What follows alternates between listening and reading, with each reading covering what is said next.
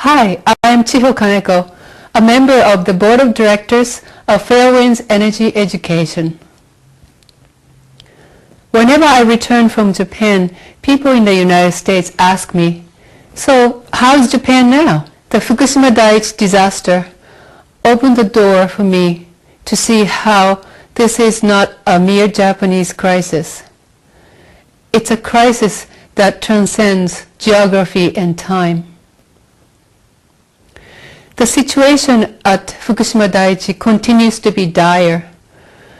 Every so often, we hear the news of yet the highest level of radioactivity detected in the monitoring well, or there was another breach in the tanks that are holding contaminated water. But an average person in Japan seems to be paying less and less attention to the news. People do get used to things, even when they are extremely abnormal. On this third anniversary of the Fukushima Dai-ichi disaster, I'd like to talk about an event that took place 60 years ago. A covert U.S. military operation called Castle Bravo, the experimental detonation of a hydrogen bomb at Bikini Atoll, Marshall Islands, took place March 1st, 1954. The power of this H-bomb turned out to be much, much more powerful than the U.S. military had calculated. So many people ended up being negatively impacted by the considerable fallout, including the residents of downwind islands. This fallout also hit the 23 crew members of a Japanese tuna fishing vessel named the Daigo Fukuryumaru, or number 1 Lucky Dragon when translated into English, that happened to be located 100 miles from the test site. I have read interviews given by one of the surviving fishermen, Matashi Oishi, who was 20 years old at the time. Mr. Oishi witnessed brilliant lights on the horizon early on the morning of March 1st, 1954, and a little later a deep rumbling sound came up from underneath. Then a huge mushroom cloud was seen on the horizon, but no one on the ship knew what it was. In a couple of hours, the mushroom cloud came rushing toward the ship, and pure white ash descended on him and the other crew members. They still didn't know what it was. The ash was neither hot nor cold. Soon, the fishermen experienced nausea and dizziness. 2 or 3 days later, any skin that had been exposed to the ash, which really was blown up coral reef, developed burns. 10 days later, their hair started to fall out. The vessel managed to come back to the shore of Japan on March 14th. It's speculated that they intentionally did not send SOS signals because they feared the possibility of being sunk by the U.S. military. One of the crew members died 6 months later, triggering a massive anti-nuclear movement in Japan. The Japanese government also tested and found tuna that was radioactive. Contrary to the assurance by the U.S. government that the ocean would dilute the radioactive pollutant to a negligible level, by the end of the year 1955, more than 30 million Japanese people signed a petition calling for a ban on nuclear weapons. The rising anti-nuclear and anti-U.S. sentiments were just what the U.S. did not want in the aftermath of World War II. Soon the U.S. government implemented measures to protect its interests. In April 1954, Operations Coordinating Board, OCB, an executive committee created by President Eisenhower the previous year, issued an internal document titled Outline Checklist of U.S. Actions to Offset Unfavorable Japanese Attitudes to the H-bomb and Related Developments. An OECD report also recommended that the US should offer to build an experimental nuclear reactor in Japan. President Eisenhower had founded the U.S. Atoms for Peace program as part of the U.S. effort to spin the image of nuclear technology in the minds of the Japanese people from that of a lethal war technology to the symbol of stability and prosperity. To meet this goal, the U.S. government offered Japan, practically a U.S. colony after World War II, an opportunity to share the economic and strategic benefits of the burgeoning nuclear industry. The Japanese government willingly accepted the deal for its own ambitions, and it soon became one of the most aggressive champions of nuclear power.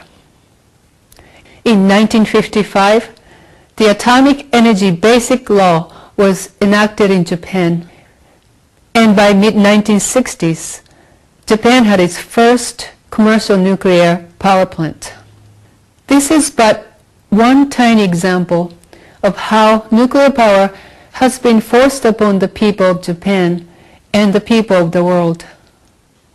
I mentioned the name of one Daigo Fukuryumaru crew member, Matashi Oishi, but there are many people whose names we don't even know, who nevertheless were exposed, got sick, and probably died from the exposure to fallout.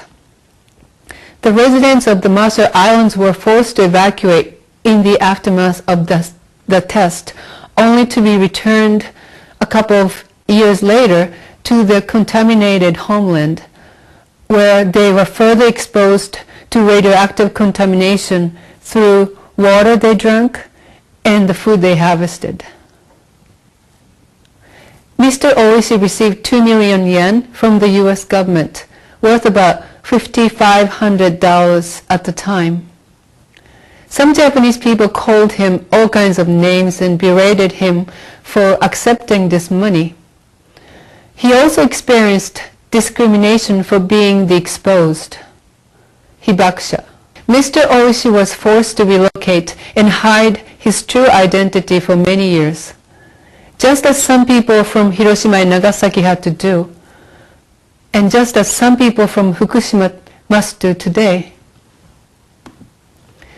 The money Mr. Oishi received from the US government stripped him of the right to complain forever, even when his child was stillborn and when he subsequently developed liver cancer. For all these decades, each one of us has been forced to allow more and more radiation into our environment and into our bodies.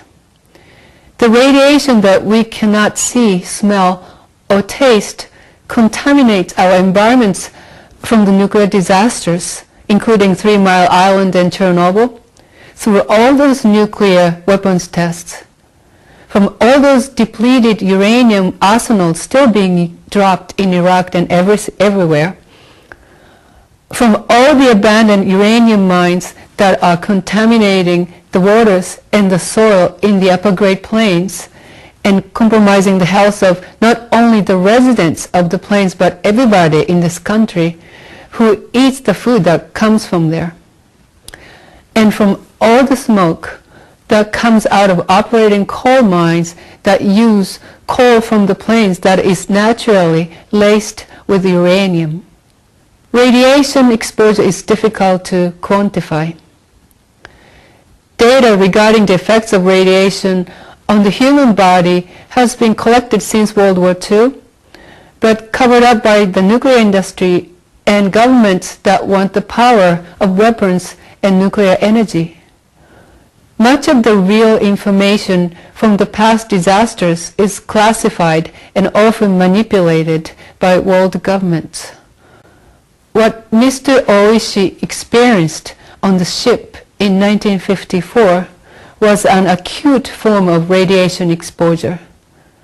But even for him, any connection between his illness and the incident has continued to be denied.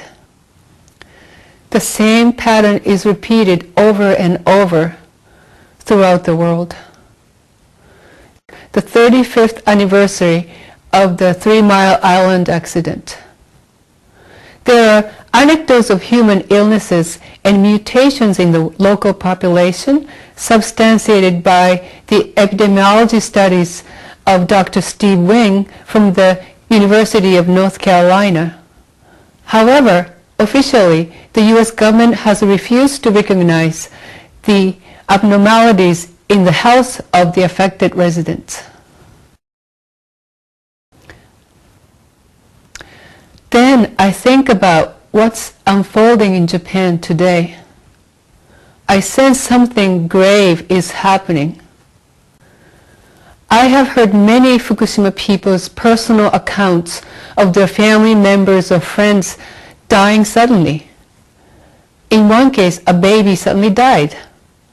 And these illnesses and sudden death are not just happening only in Fukushima Prefecture. People are sicker in Tokyo. And it's not just people who are sicker. I met a home gardener who lives in Kawamata, Fukushima, 30 miles from Fukushima Dai-ichi, and she grows loofahs, whose fruit is often dried to make bath sponges. Last year, with some trepidation, she used the seeds saved from the year before. She found flower buds directly growing out of the fruit, and some of her pole beans were abnormally gigantic. Near Fukushima City, another person saw a frog so severely deformed that at first it was difficult to tell that it was a frog, save for its hopping. These are true events described by people I met who took notes and photographs of these environmental anomalies. During my month-long stay in Japan in December and January, I too experienced unusual symptoms. I developed a skin rash that doesn't heal. When I was in Fukushima, I developed a scratchy throat and pain in my eyes. Something is happening, and yet we cannot prove anything. The IAEA and Fukushima Medical University are working together to collect and collate the health data of Fukushima residents. Many residents fear that this effort is just a show, or worse yet, just for the sake of collecting secret data. Many people fear that the experts already have a foregone conclusion. The conclusion that if people get ill, it's not because of the Fukushima Dai-ichi disaster. As of December last year, of the 254,280 young Fukushima people who were 18 years old or younger at the time of the power plant catastrophe, 74 were found to either have thyroid cancer or are suspected of having thyroid cancer. 33 of these children have already needed and gone through surgery. There are different statistics for the rate of thyroid cancer among children prior to the Fukushima Dai-ichi disaster. Some say 1 to 2 in 1 million, others say 17 in 1 million. Compared to either of them, the current number in Fukushima is staggering. Disturbingly, the Japanese and the international radiation experts continue to maintain that these thyroid cancers are not related to the Fukushima Dai-ichi disaster. The same pattern is repeated over and over. How long will this pattern continue? Many Japanese people are confronted by different choices they have to make each day. Whether or not to wear a mask, whether or not to move with the children from their home to a less contaminated area, whether or not to buy the spinach that may contain cesium. whether or not to eat fish, because now it's known that huge amounts of strontium-90 are pouring into the Pacific Ocean from Fukushima Dai-ichi. Tepco is not going to put the safety limit on nuclides, including plutonium-238, 239, 240, and uranium-235, 238 in bypassed groundwater to discharge. They are planning to discharge the pumped groundwater to the Pacific from this coming June. They are supposed to analyze the contamination, though they won't filter the pumped water. However, from their answer to the local fishery cooperative, nuclides will be excluded from the checking list. No matter how contaminated by plutonium, uranium, or americium the water is, the pumped water will be discharged limitlessly. Nuclides, which are the highest risk for the health and environment, are hardly checked in fishery products either. Potential plutonium or uranium of Fukushima plant will be discharged to the Pacific without any checking, and it can be transferred to the body of the fishery products consumers with no control. But the most important choice of our lives was never available to any of us. We were not allowed to choose whether or not we wanted to accept all the unearthed uranium and the resulting radionuclides in our lives. The Fukushima Dai-ichi disaster opened the door for me to see how this is not a mere Japanese crisis. It's a crisis that transcends geography and time. What can we do now? Sometimes a big part of me feels the situation is too late to remedy. This is a situation mired with the world politics and economy, the struggle for power and money. It's hard to stop the march of heavily armed people with a prayer. But I dare say every life is sacred, no matter how small it is. If we care about life, we must try to find ways to at least slow the pace of nuclear contamination, and we must focus on what's actually happening to humans, animals, and birds, and everything else on this planet, instead of consigning the interpretation of radiation's effects to the so-called experts. The truth is that once we have lost everything that sustains us, from our soil to air to water, our home, our community, and our family, no amount of money can restore them.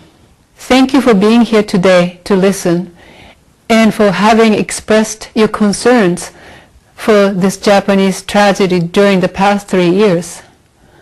Your compassion has given me so much strength. I am also grateful to the courageously committed people in Japan. The mothers in their 20s and 30s and 40s who tirelessly petitioned the local government and schools to do more to protect children. The citizen scientists who are testing soil and food on their own and sharing it with others. The labor advocates who are shining a light on the abominable treatment of the Fukushima Dai-ichi workers who are jeopardizing their lives every moment. The doctors who expressed alarm after having seen the jump in health abnormalities among children in the Tokyo area. These people are the real heroes, especially given the environment in Japan today, which is getting more and more hostile to those who criticize the government policies. I hope to keep witnessing what's happening and seek truth. And I pray for all the souls of this planet. We need to get subscribed and get this unity stronger and beat YouTube at their own game. Okay, that's what this is about. Like I say, go to the remix button, hit the remix button. That way you'll have this video